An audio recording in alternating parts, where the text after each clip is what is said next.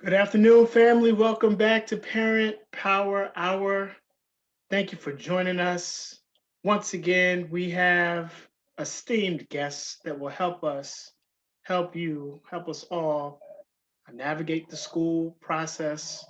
Um, so excited to have some folks that are part of organizations that we're going to talk about today that a lot of people haven't heard of. And I know just recently I did not know what the SFC Student Family Council was about. So happy to have Miss Kilcoin on and also Mr. Anikwenze Ogbu on to discuss that. But before we get started, oh, what did I say? Sorry, School Family Council. I don't know what I said. School Family Council, everyone. SFC. But anyway, before we get started, we're going to have our connection question. Family, if you are with us, please enter it into the chat, hit us on Facebook. And as you can see, we are the face of the franchise short today. Our brother Tyrone is feeling under the weather, so please send him some love his way when you get a chance. We were going to start with Miss Kilcoin, though. Miss Kilcoin, if you had a television show, or I guess you could say a podcast of your own, what would it be about? Um, this is about to sound pretty nerdy, but it would be about plants and trees. I really just love nature. So that's what it would be about. That's not nerdy. If it's nerdy, then I will be I know. subscribing and I will be on the show, hopefully as a guest because I love plants and nature and the environment. So that sounds like a Yeah. wonderful show to me. Mr. Anikwenze, how about you, sir? If you had a TV show or podcast of your own, what would it be about? It would probably be about transit and transportation because that's what I do for a living, and just showing people different ways of how people get around, and that the car is not the only way for you to get around, and that our development patterns and a lot of things are baked into allowing cars to move freely. But if you live in Baltimore and if you're a student in Baltimore, you know that you have to take the bus to a lot of places, and that's really tough. So that's probably what I would have my show about. Yes, sir. Students and families, and that's man, that we might need to have you on and talk about how transportation impacts education and our society and our families. Thank you for that. I'm blessed. I have not my own podcast, but about as close as I can get right now, and I love it. I love being able to try to help empower, uplift, and educate our community. So thank you, our esteemed guests, for participating in that. Ms. Kilcoin, we're going to start right away with you. A topic, of course, school family council. Well, introduce yourself to our audience and then let us know what exactly is the school family council. All right. My name is Amber Kilcoyne. How's the sound working? Not good. We can hear you, but it's faint. Okay, I'll just try to talk more. I'll just talk loudly. There you go. So my name is Amber Kilcoyne. I'm the principal at Medfield Elementary School. I've been the principal here for 7 years. And I love it. And I love being a principal.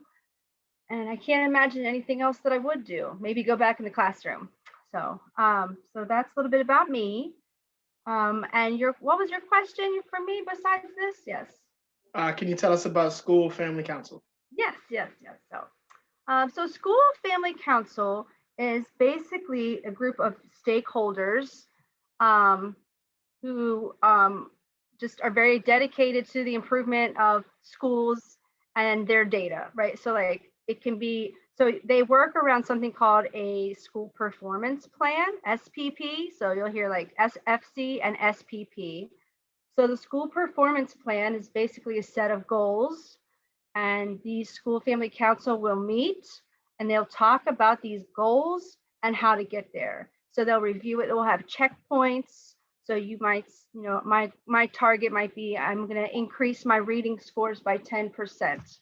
And then, you meet at your scheduled times and you check your current reading data, and that will tell you, you'll say, are we meeting this? Why aren't we? How are we? What do we need to do differently? And it should be a variety of people on this group, the school family council. It should be the administration, it should be teachers, it should be parents, it can be kids, it can be community members. Anyone, it's for anyone who's interested in improving the school's data, and more so just the school in general. I find that sometimes people confuse it with maybe a PTO or a PTA.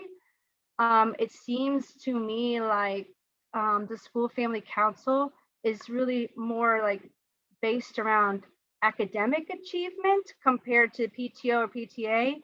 That seems to be more based around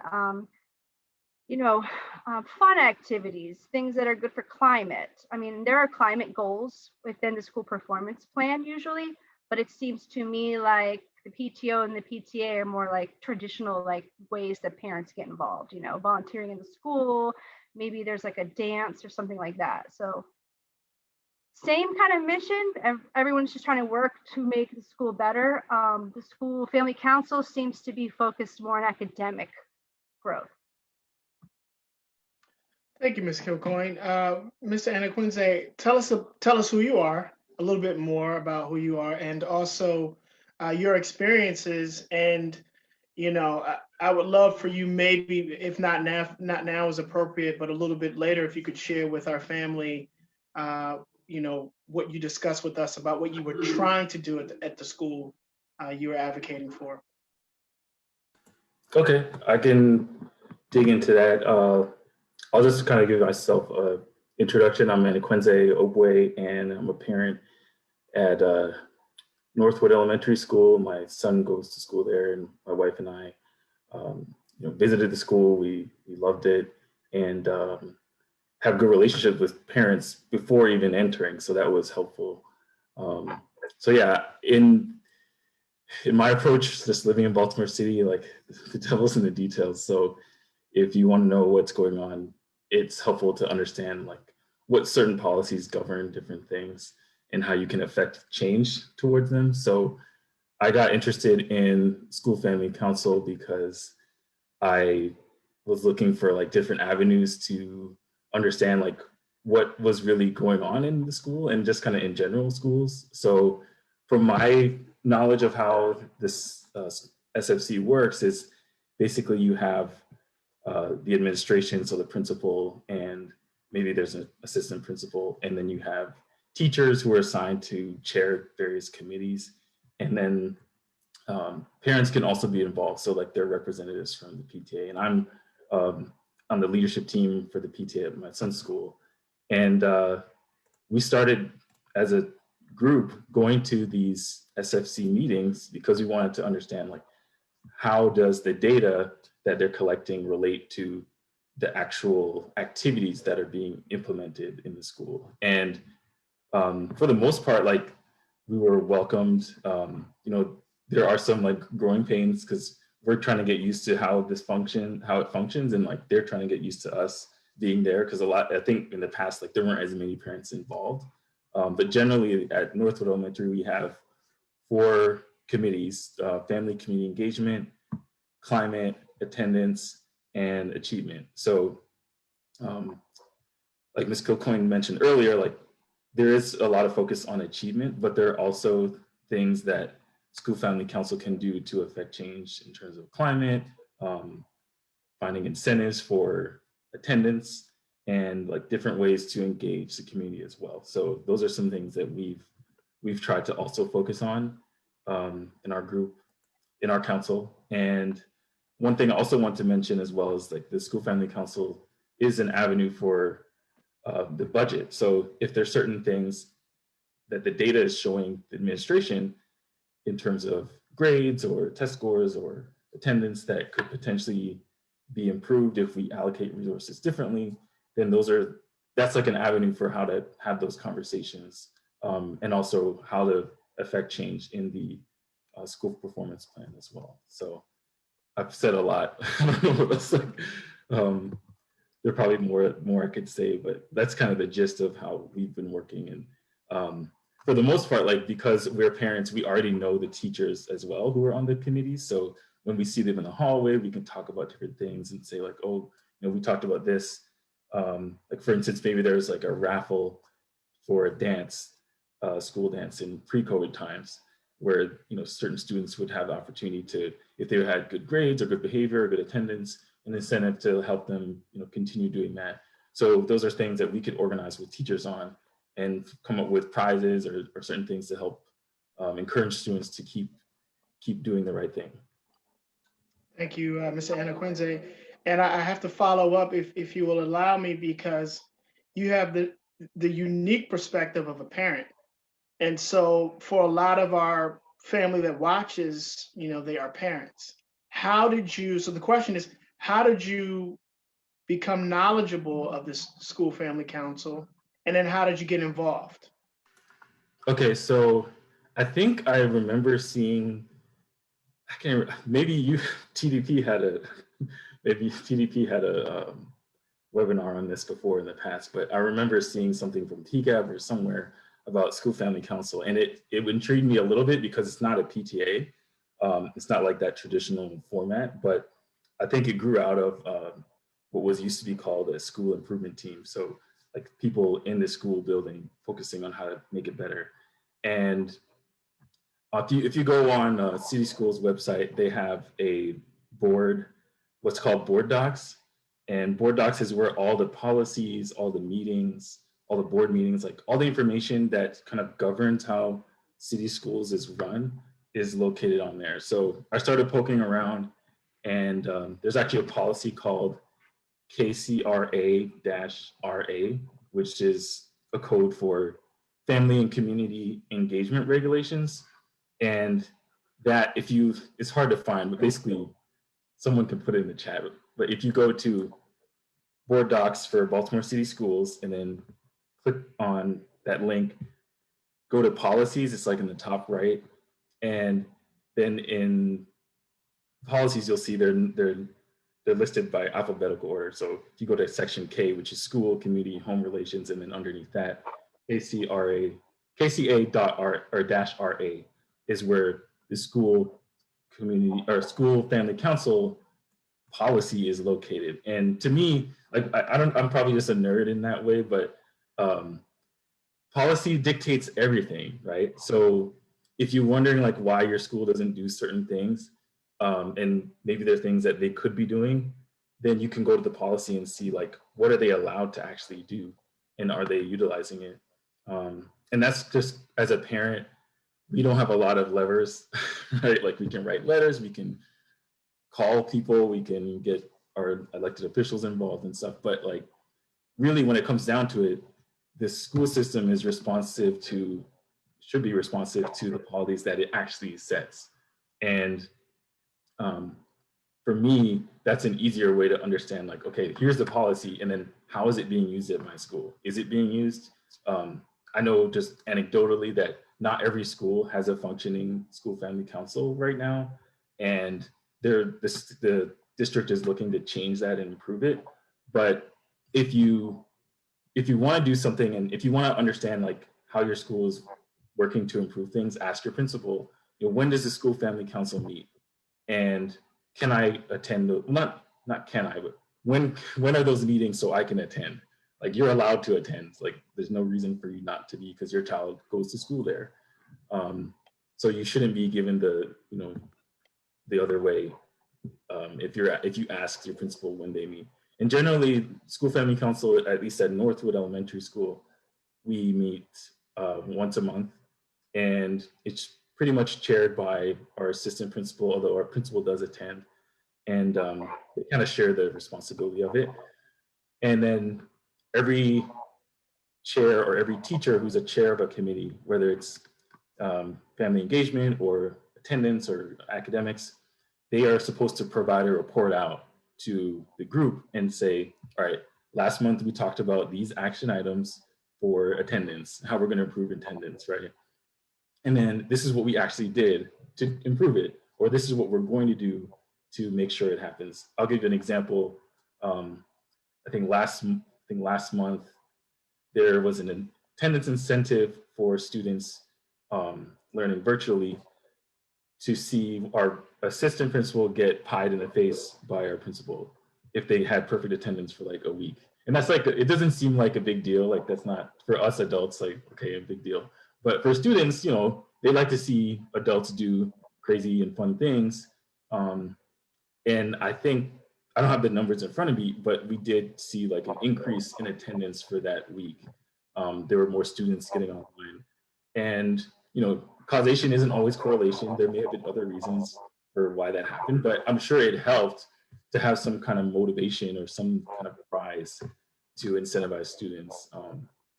So yeah, I think there's so many different ways that if you're involved and if you continue to show up, because like folks like Kenyatta and I, we would go to these SFC meetings pre-COVID, and now we're doing it as well virtually. And I think that over time, our administration got used to us being there and was accepting of like our suggestions or things that we wanted to volunteer for or things that we wanted to hold them accountable for. And, you know, a lot of times like what turns parents off is sometimes administrators can be a little, you know, paternalistic or like, you know, we know what we're doing, guys. Like we're the professionals, we're the teachers, we're the principals, we know how to run a school. But as parents, we are the recipients of that. Like we see in our children whether they're like learning effectively, whether they're engaged in class, like whether they want to go to school. And like that's often a direct outcome of what's happening at home, but also what's happening in the school. And I felt like over time, like we were starting to gain a better rapport just by showing up. So like they see that we're committed because one of us is there at every meeting. If it's not me, it's Kenyatta. If it's not Kenyatta, it's me. If it's not either of us, it's like another parent. And I felt like because they saw we were committed, then they were able to like put their guard down a little bit and be more open to our suggestions. You know, but I will say, you know, sometimes there are differences of opinion. There are different things that we see as parents that we think should be prioritized. And there's some things that the school administration and teachers might have challenges meeting our demands. So I think like what we learned is how can we come together and like be proactive and productive in doing that. You know, it's not easy all the time. I wouldn't say like it's always like a kumbaya every meeting, but you know, sometimes we start the meeting with like different concerns, and then by the end of it, we have action items for what we're supposed to do.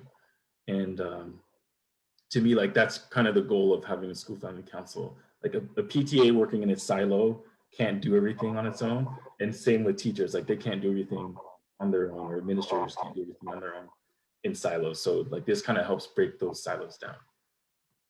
Thank you, Mr. Anikwenze. And actually, Ms. Kilcoyne, there are a couple of folks that have asked questions. I'm going to go to you directly with those questions from our family. Brittany, welcome, and Sheldon Allen, welcome. Thank you all for joining and asking your questions directly. And then I actually, Ms. Kilcoyne, I have a question about relationship to pick up on something that Mr. Anikwenze said about administration and parent and student relationships, and that is very important. But Brittany asked, what do you mean when you say climate? I'm assuming she's talking about what you said earlier in your opening, Ms. Kilcoyne. And then also Sheldon Allen asked, does a school family council help set the academic goals, or are those set by the school administration? So what do you mean? I'm assuming it was you that spoke about climate. If it wasn't, disregarded, we'll have Brittany maybe resubmit her question. And then does a school family council help set the academic goals, or are those set by school administration? So the goals are actually set by administration, and mainly because that they're formed in conjunction with like my supervisor, and so we will base it on like data from the years past. So we don't really have a choice in the actual goal. What we do have choice in terms of like working with another group with parents or other stakeholders is developing strategies to go along with those goals, or breaking down the data to come up with strategies for specific subgroups of students and families to provide support for them. So yes, so no, the goals are kind of created really by administration, mainly because we don't really have a choice, you know. But so for climate, what I mean was kind of what uh, the other parent was talking about before, like attendance incentives, you know, like what can we do to make our attendance better? Let's have this cool thing where, you know, we get a pie in the face for, you know, increasing attendance. Climate is for me, or for us, it's just kind of like attendance, you know, reducing the amount of office referrals in your school or suspensions and things like that. So it's just mainly like, you know, keeping kids happy to be in school and engaged and making it a place where they want to be. That's climate for me. Thank you, Ms. Kilcoyne. And to the point that Mr. Anikwenze said, and it does very much play a huge role in school improvement overall. I don't know where we're getting that feedback from. But the relationship, the key relationship is student to teacher. You know, that's probably the most vital as the way I see it in the building. However, administration and leadership play a huge role as well in terms of family engagement. And again, this is my opinion. How do you see? I mean, clearly you're happy to be a principal, happy to be a part of this school family council. How would you address, or how would you advise other principals who may be on, you know, the side where, like Mr. Anikwenze said, are kind of standoffish or paternalistic or dogmatic in their relationship approach to parents? What would your advice be, and what is your perspective on that?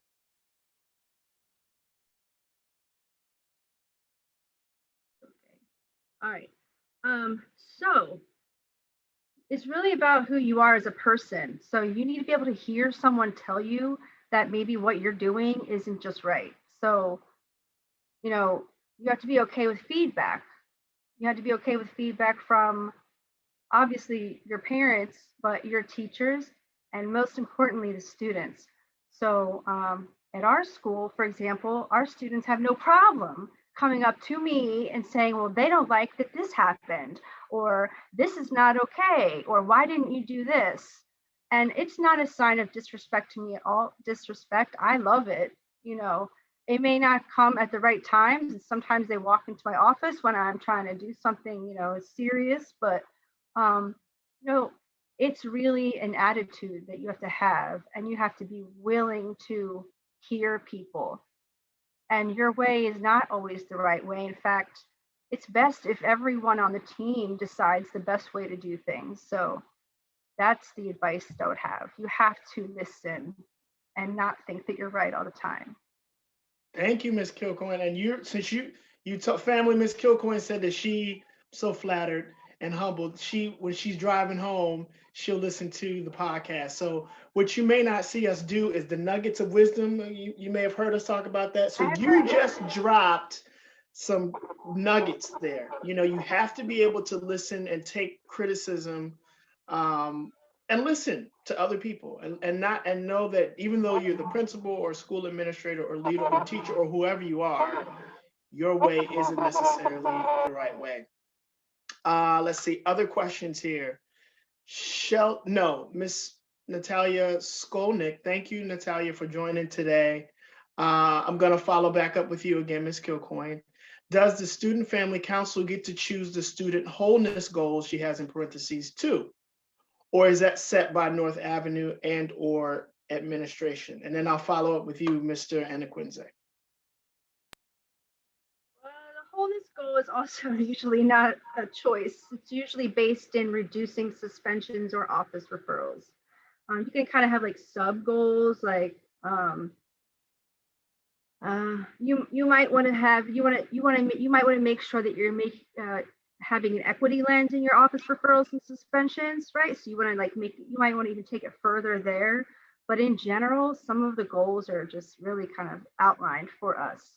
That doesn't mean you can't make up your own in addition to, but usually everything falls under those categories anyways. So.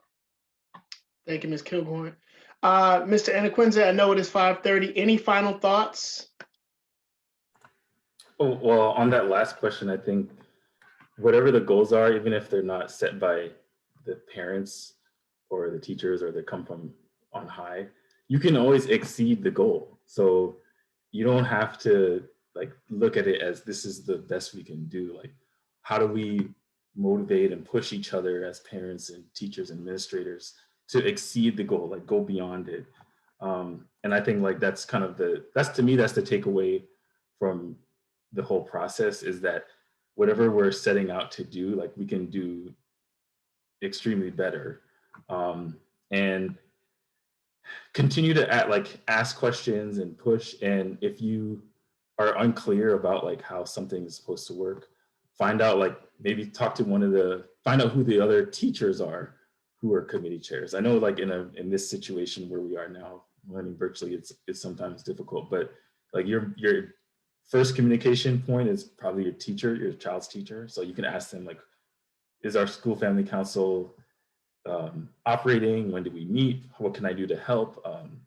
And I think that they would definitely be glad to get more input and get more help from parents because, ultimately, like if they want anything to work, wherever these goals come from, a lot of it rests on what we do as parents. So if our children are logging on every day, they have like breakfast and they're have a whole night's rest, and if there's things that are preventing us as parents from doing that, then like we can get help for that too. Like we're not on an island to do this all on our own. So, but what I said before, definitely any goal that has to be met requires some parent doing something. And it could be something little, it could be something big, but in order for it to actually happen, we need to be engaged. So definitely don't give up if you're looking around and trying to figure out how this works. Continue to ask questions and be engaged. And we'll keep talking about this. Anikwenze, we know that you have to go. Thank you so much, sir, for joining us. And we look forward to having you back on at a later time so we can really discuss. Because I really want the people to know, you've been dropping practical nuggets, but if they hear what you were trying to fight for, we'll come back to it. People will be like, oh, I think people would really take notice. So thank you so much. I appreciate it. Yeah, thank you, William. Take care. Take Bye, care. everybody. Ms. Kilcoyne, other questions for you. Actually, before I get to that, Sheldon Allen. Sheldon, are you saying that you're a top fan? Thank you, Sheldon. We really appreciate that. The question I'll ask you directly. So parents, guardians, this is from Sheldon. So parents and guardians on a school family council are in an advisory or supportive role? Sheldon wants to know. Oh, I would say both. I mean, it's really should be a both situation. I mean, I have the data that we can look at and say, here's where we are right now. Parents or anyone on this committee can choose to give us, your thoughts. You can give ideas. You could give feedback. You can take kind of the role of, well, how can I help? Maybe I can come to the school and practice letter naming with students, or it's both. It should be both. Yeah. Thank you. Yeah. No, go ahead. Go ahead. That's it. I mean, that is the purpose of it, is kind of just like a back and forth kind of thing. Like, how can we solve these problems to just get better? All right. Thank you so much. Sorry, I'm looking at my notes here. Okay. Thank you, Rebecca, for that note there. From Twyla D. Mohammed. I think this is our Twyla. Twyla, we miss you. Looking forward to having you on Thursday nights back when you can at Tyrone's house. But even if it's not our Twyla that I'm thinking of, you also, Miss Twyla D. Mohammed, are welcome. Her comment is, I believe school administrators can make or break parent involvement and engagement, teacher moral and student behaviors, etc. What do you think? What do you think about that? Does Ms. Twyla have a point there? Is this for me? Yes. Yeah. Oh, Ms. Twyla has the point. That is yes, that's the correct. Everything is correct about that. So that's what it. There's no other way to say it. That's correct. Yes. Thank you. And then she affirms what you said about the parent role being advisory and supportive. Thank you, Twyla, for your comments both times, and keep them coming, please. And share the show. We're missing our main man, Tyrone, the face of the franchise. He is not feeling his best. So please, folks, send him some love if you can on here on TDP's page and also on his own personal page. To that point, what kind of things from your perspective, Ms. Kilcoyne, has made the relationship rocky at times between what you do as an administrator and what you're trying to do for the school, for the parents? You can be honest, because just as you are able as a school administrator to take criticism, we also as parents and those of us that are trying to make this a better situation for our kids should also understand maybe some things that we fall short on. So what kind of things have been in your way in the past, obstacles? So some obstacles that I have are getting parents to come to our school family council meetings. We try to schedule them. Some feedback we get is that it would be better if they were kind of after dinner time, or I work all day long, and I'll just kind of hang out at school, and I'll eat my lunch, from Subway, and wait for the meeting to start, and I'll make my little packets for everybody to have their copies. And then like 6 o'clock will come and nobody will show up. And I send my, mass text reminders, don't forget, it's tonight, or whatever, or don't forget, starting in 5 minutes. And no one comes. So I don't know what that's about. And that's an area of growth for me personally, is how do I increase engagement? I know our parents care, but also I am a parent, right? So like, I know for my own children's schools, I'm not going to their meetings. I'm busy, just like I know our parents are. So on one hand, I try, and I can't judge, because we're working parents. If you're working and you're having kids and make dinner, it's a lot. And I really respect that. So while that is for me a pretty big barrier, I really do understand. But that when that happens, I have no choice but to kind of take on this work by myself or with the leadership team. We have a really strong leadership team. So a lot of times when it's time for us to kind of revisit goals and look at data, I can lean on them and they'll help me. And some of the people on our leadership team are parents at our school. So it's kind of the same thing anyway. It's just that I know they're not like parents that are not connected to the school in any other way except for their kids attend our school. And I really want to hear from them. And the other barrier is a lot of our families, when we do have school family council meetings, there's a lot of white representation, but not a lot of any other kind of, like we have Esau families, we have families from Nepal, Black families, and I really wish I had more representation from other than white families. Like, no, that's a bold thing to say, but like, it's just that when that happens, I feel like I'm the one that has to represent all of our children at school that are Black and brown, because their parents aren't there. But again, talking about equity, I don't know, they could be working. How can I assume they should be there and take off work just to come to this meeting? So this is a barrier. I'm not really sure I don't know how to really grab the feedback and input from these families that aren't coming. Would you? Thank you, Ms. Kilcoyne. Would you say that since schools have gone to this coronavirus protocol, that the absenteeism with SFC is even worse with the Black and brown and non-white families? Well, yes, but yes, but that's not really because of the online. It's just because I haven't set it up very well this year.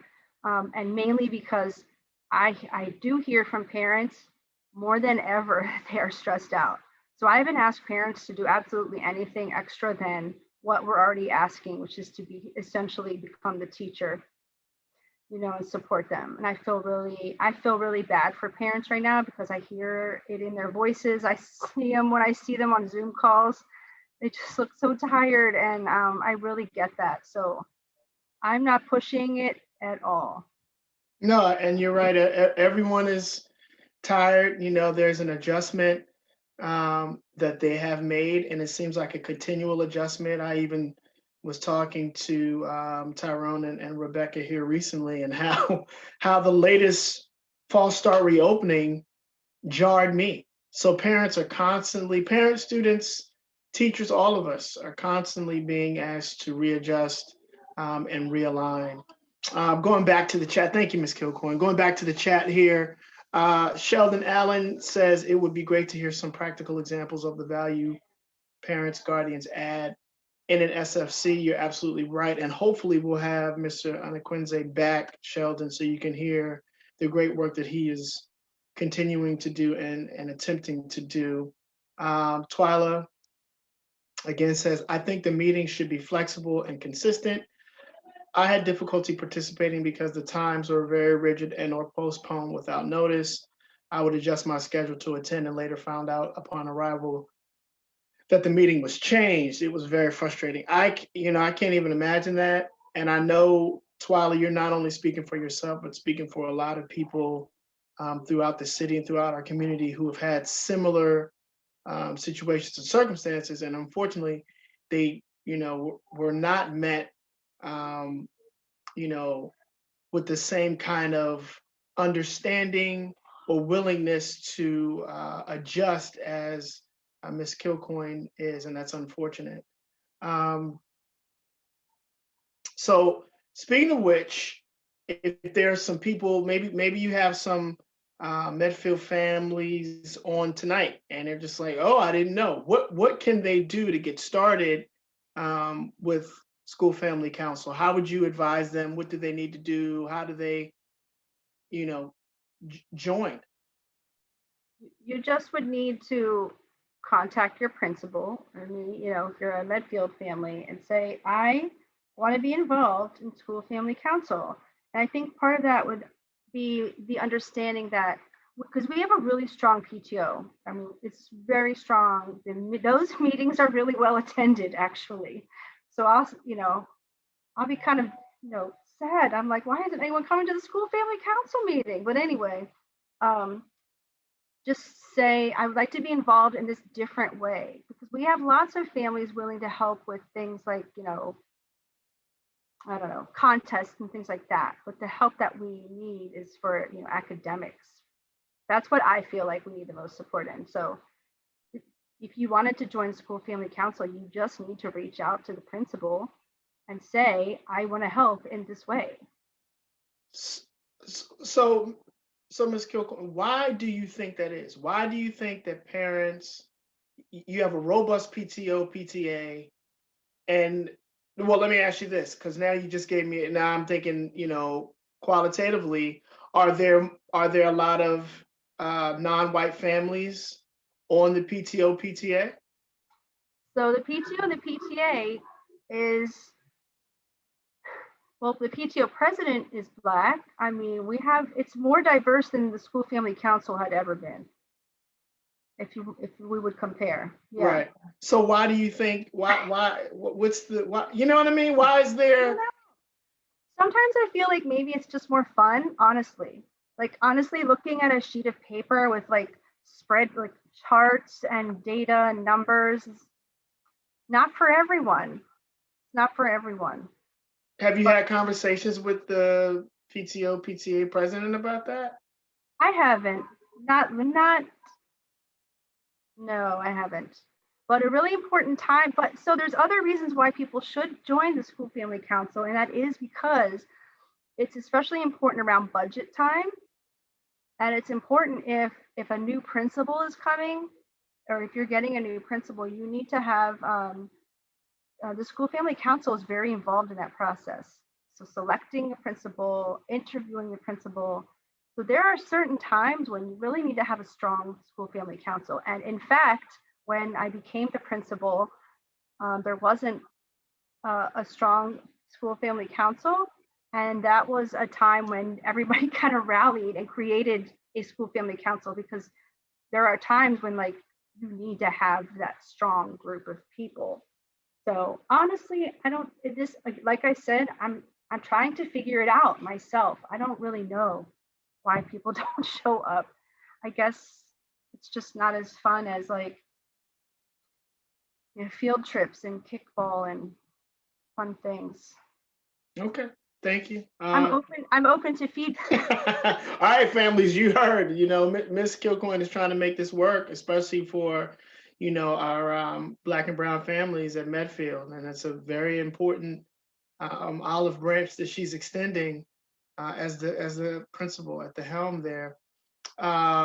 This is from Rebecca. I think SFC meetings can have a sort of script to them since the entity is guided by policy, but parents can breathe some vision into them if they come with their own agenda. Nuggets to you, Rebecca. It's beautiful. I attended my first meeting 2 weeks ago, and now we are forming a committee to think more about being more deliberately anti-racist, which is actually one of the topics that we've had here on the show quite recently. Thank you, Rebecca, for that. Twyla asked Ms. Kilcoyne, can the meetings be combined? I'm presuming she means PTO, PTA, and SFC meetings. Can they be combined? Well, the technical answer is no. However, there in the guidance, there is language that says, if you're unable to form these totally two different entities, that you can come up with another way to do it. So yeah, I've thought of that before. I've also kind of scheduled it during the leadership team time, just because it has to happen. Like, you need to review the data and you need to look at our goals and make sure we're meeting them and all of that. So, but yeah, so the answer is technically yes, you can come up with creative ways to do it. And that's probably what we're gonna have to do. Sorry about that. Yeah, it sounds like it, Twyla, that's a excellent idea. And, if there's any more families out there, Medfield or otherwise, that have ideas from Ms. Kilcoyne to try to involve and engage more parents, especially more parents and families of color, please send them into the chat. Rebecca says, and I agree, I second and third that. Thank you, Ms. Kilcoyne, for being so open to whatever parents bring in. That is vitally important and it cannot be overstated. Thank you, Rebecca, for that comment to you, Ms. Kilcoyne. Sheldon, any reason a PTO couldn't perform some of those functions? It's a good question. Probably not, but some PTOs have their own bylaws. So you have to be careful with that. So like our PTO is not, the PTA is it's like separate organization. They have their own bylaws. Our PTO is kind of same idea, but not as formal. So in our case, it might be possible, but that's not the case for all schools. Kind of depends on what organization they're doing the work through. So. All right, and Sheldon, thank you for that question. Medfield families, I don't know if you're watching or listening, but Miss Kilcoyne works the whole day and then she has her Subway lunch. Don't let Miss Kilcoyne not meet with you after having the whole day, and she's a parent. So I know she didn't ask me to say that, but it's important. And I think that's one of the things that breaks down sometimes between leadership and administration and parents. There's a separation there because of titles, maybe. I don't know. But it's important. It was important for me to hear, hey, I'm a principal, but I'm a parent. And these are the things that I have to do. I'm not at my child's meeting here, because I'm doing what I have to do for my school family. And I think it's important that we have to have those conversations. I think it's important that, people such as yourself, like-minded individuals and principals, administrators, school leaders, continue to talk about their human side, talk about the part of them that relates to the parent and parental woe, and I think that as ugly as and as unfortunate as this virus has been and the pain that it's caused, not only in our school, but nationally, it has brought a lot of us together with some of these, um, you know, similar things that are happening around family. It's all affected us that way around schooling, um, you know, around just basic needs that we all have. So thank you for that, and we need more school leaders that are willing to say, whatever it takes, I'll do. And I do understand, and I cannot judge you, parent, because I'm a parent and I see exactly what you are going through. It doesn't look like we have anything else from the panel. Is there anything that you would like to um, leave us with? And then we'll have a little bit of time left. Any final thoughts here, Ms. Kilcoyne? I would just say that even if it's not through the school family council, you should make sure that you have a relationship with the principal and the teachers. And it's like, it's a back and forth relationship, like you should be able to say what you want to say without being afraid of being treated differently because you voiced your opinion. And sometimes we can't do anything about the thing that your idea, or we can't implement your thoughts, or can't address it because it's something we can't change. But like sometimes it is. So when it is, wow, we would never have thought of that if you didn't have, if we didn't have that relationship with parents to tell us what they think, and to push us. So like sometimes parents will, and it's not a challenge, it's just like a question, like, hey, why do you do this? And we need to be open with each other to be able to say, I don't know, I guess we shouldn't, or maybe we should try something different. So really, it's just about establishing a relationship, a partnership with your principal. Thank you for that. It's very important. Just a couple of additional ones. Great question here. Thank you, Rebecca. What can parents do if the principal isn't like you, Ms. Kilcoyne, if they are not open to input, suggestions, they're obstinate? What do parents do?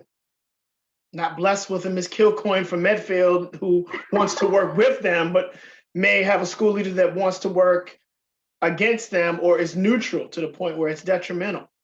What do they do? Well, I mean, you can find out who the principal supervisor is, and you can send an email. My supervisor is very open to that. She doesn't care. I've given it to families before, not as a, well, you can tell my boss, but just as a, if you ever have a problem, you can contact her. All principals have an ILED, which is their boss.